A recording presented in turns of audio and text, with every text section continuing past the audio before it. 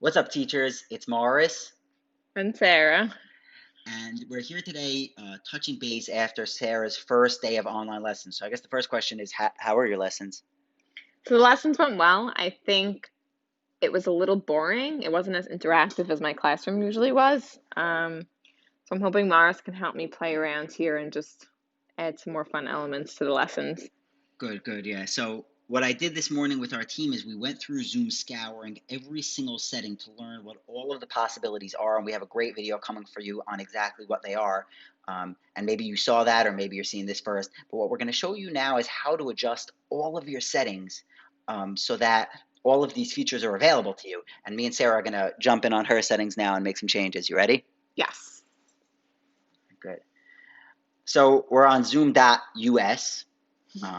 We're going to click My Account, and you'll be signed in. And you're going to go to the settings right over here. These are Yeah. Sarah's settings. So we're not talking about like those basic settings when you set up your meeting. These are like the advanced Advanced. settings. This is for the big boys. Yeah. So first of all, you might have done this in school. You want host video to always be on. You want participant video to always be on.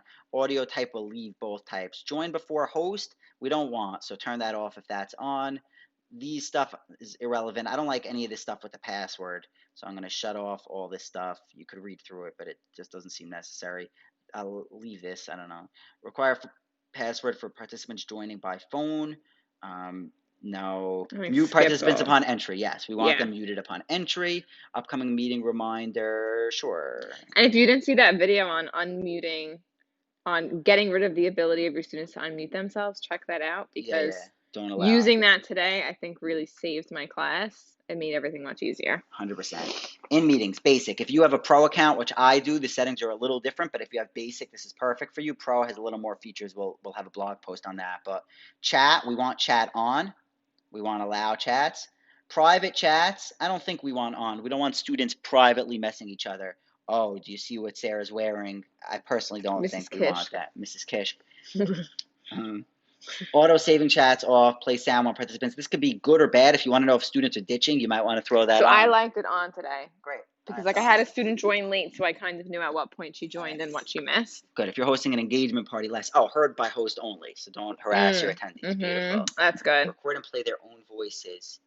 No telephone joining, so not relevant to us. Fine.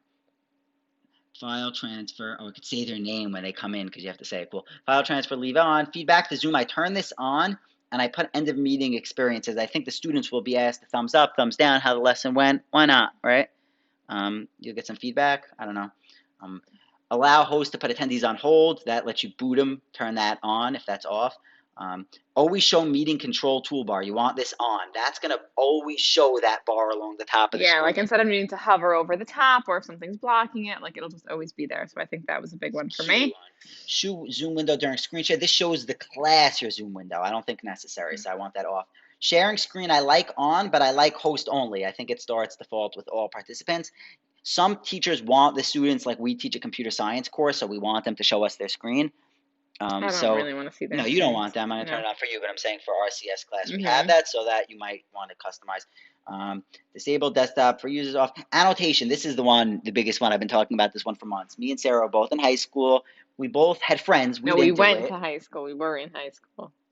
Okay. We both had friends who drew things on the board that we wouldn't. We bad Turn it boys. off. Just Bad turn it boys. off. If no, not that's whiteboard. Oh, Annotation you want to turn off. That'll whiteboard make you want sure. off. Otherwise, they're gonna start drawing things on your screen.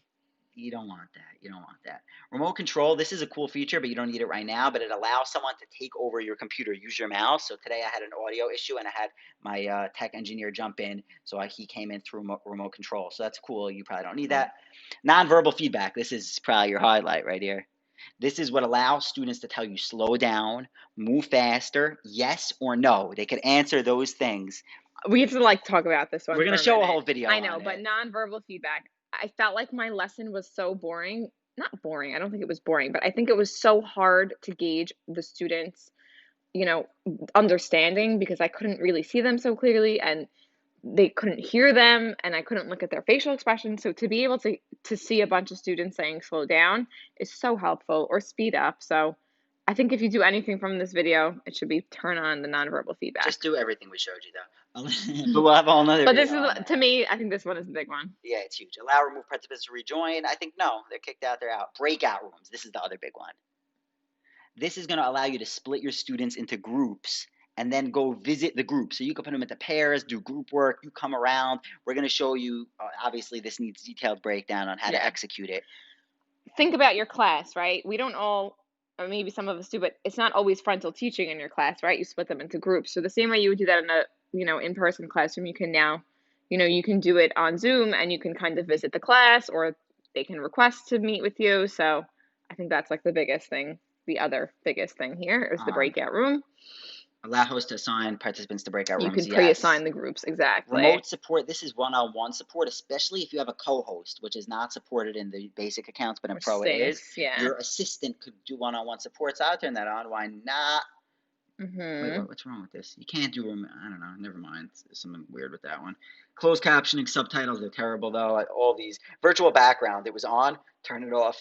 We don't want them coming to. Yeah. Did anyone have a student with the Golden Gate Bridge in the background with that automatic background? Turn that off. Identify. This is nothing. Auto answer group and chat. I don't know Mm-mm. what this is. Nothing here. Nothing here. Attention tracking. This is sick. We don't really know how to use this yet, but we will soon. If a student shuts his Zoom screen, boom, you know. Shuts it or like has another tab open? I don't know. We have to see how it works. Let's just turn it on and Yeah, turn we'll it play on and around we'll with see that how one it tomorrow works. and we'll That's keep you cool. posted. Waiting room, I don't like. Show a join from your browser link. This is cool. They don't have to download the app, but I think we want them downloading the app. They're using So computers. They have to use when computers. attendee joins a meeting before host, Sarah, do you like getting this email? Harasses me. I've been getting emails at 1 in the Too morning. many Kids are emails. jumping in my freaking meeting. Stay out of my meeting. And I keeps making recordings of the meeting. That's the worst part. I don't know It's what to do very about bad. that. When a meeting is canceled, notify host and participants. Okay. Blur screen on iOS task switcher. That's kind of cool.